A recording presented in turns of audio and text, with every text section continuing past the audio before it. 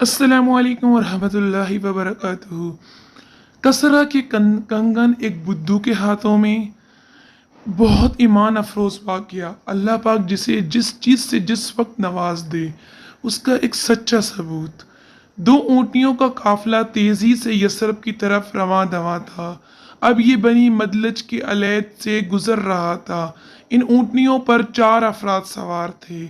इसमें से एक बुजुर्ग जिसकी दाढ़ी कुछ बाल सफ़ेद हो चुके थे बड़ी बेताबी से कभी आगे कभी पीछे देख रहे थे, गोया किसी भी खतरे को भांप कर इसका मुकाबला करने की धुन में थे। ये सदीक़ अकबर रज़ी अल्लाह ताला अन्हो थे। इस काफिले के सरबराह इमामुल अंबिया कायनात के इमाम सैयदुल बशर मोहम्मद रसूलुल्लाह सल्लल्लाहु अलैहि वसल्लम थे। इधर बुद्धू मदलज के सरदार सराका बिन मालिक अपने घर में अपने हवारियों समेत बैठा गुफ्तगू कर रहा था। अचानक एक शख्स अंदर दाखिल हुआ। कहने लगा, सराका, मेरा ख्याल है कि मोहम्मद सल्लल्लाहु अलैहि वसल्लम इस वक्त अपने साथियों समेत साहिल समंदर से गुजर रहे हैं। मैं अभी अभी इन्हें देख कर आ रहा हूँ। सराका समझ गया कि ये वही लोग हैं। इन दिनों मक्का के इर्द गिर्द तमाम कबाइल और बस्तियों में एक ही मौजू ज़ेर बहस था कि कैसे इस काफिले को किस तरह रोका जाए और इन्हें जिंदा या मुर्दा मुआज़ल्लाह कुरैश मक्का के हवाले किया जाए। इस मजमूम कार्रवाई के लिए 100 सुर्ख ऊँटों का इनाम मुकर्रर था और ये इतना बड़ा इनाम था कि इसे हासिल करने के लिए हर शख्स बेकरार था। सराका ने पहलू बदला। इसके जहन में यह ख्याल बिजली की तरह गूंज गया कि ये इनाम मुझे मिलना चाहिए। आखिर में इस कबीले का सरदार हूँ और ये काफिला मेरे इलाके से गुजर रहा है। मैं इस पर काबू पा सकता हूँ, लेकिन अगर कोई शख्स मेरे साथ इस काफिले में काबू पाने में शरीक होता है तो इनाम तकसीम हो सकता है।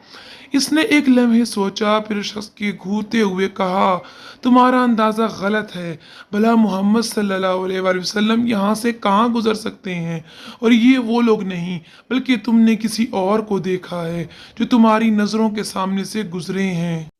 काफिले की खबर देने वाला शख्स खजालत महसूस कर रहा था। इधर सराका ने अपनी लौंडी को तलब किया और उसके कान में कहा, फौरन मेरे घोड़े पर जैन कसो और इसे तैयार करके फला जगह खड़ी हो जाओ।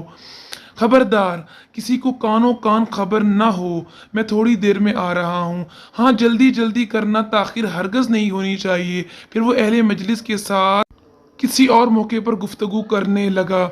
इसका जहन मुसलसल काफिले के ताकुब में था। जब अंदाज़ा हो गया कि इसकी लौंडी घोड़ा तैयार करके मुकर्रर मकाम तक पहुंच गई है तो उसने अहले मजलिस से कहा, घर में ज़रूरी काम का बहाना किया और अपने घर के पिछवाड़े से बाहर निकल गया।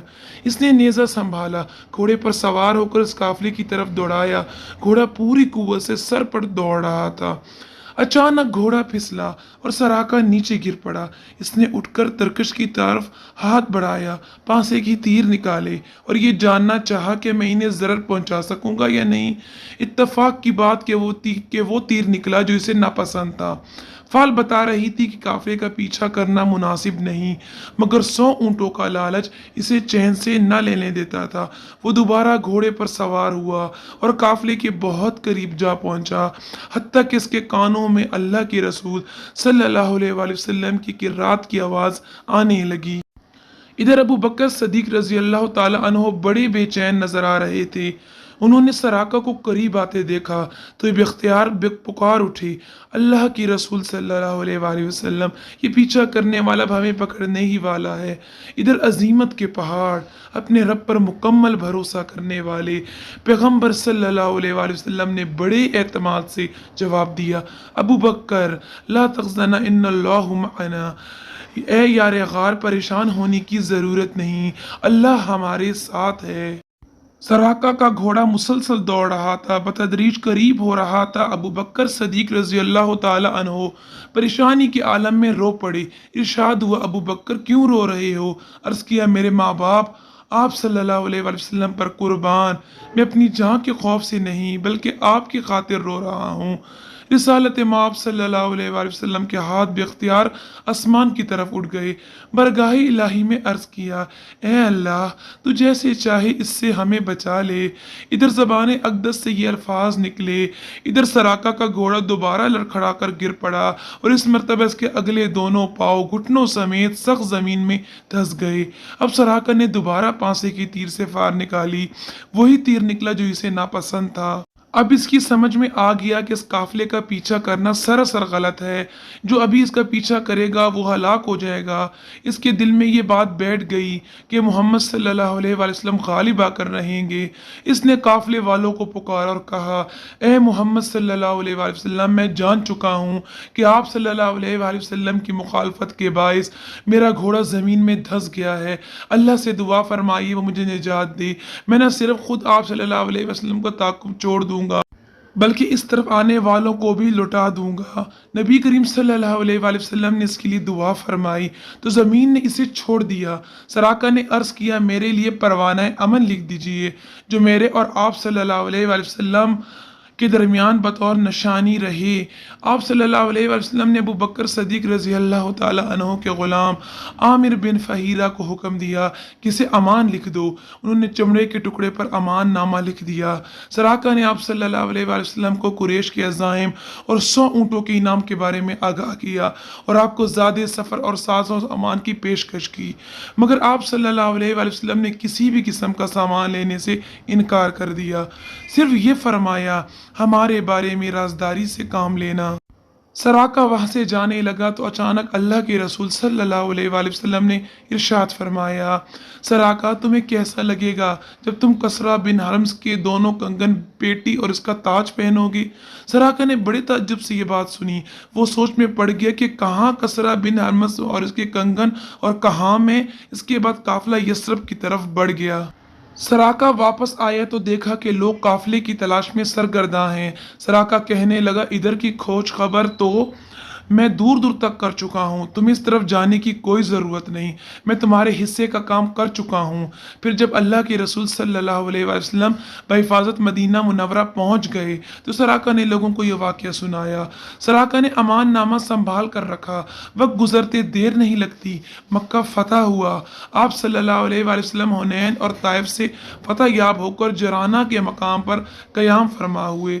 بنی مدلج کا یہ سردار یہی امان نامہ لیے اللہ کے رسول صلی اللہ علیہ وآلہ وسلم سے ملنے آیا۔ بدو آدمی تھا، تمام رکاوٹوں کو عبور کر کے آگے بڑھ رہا تھا۔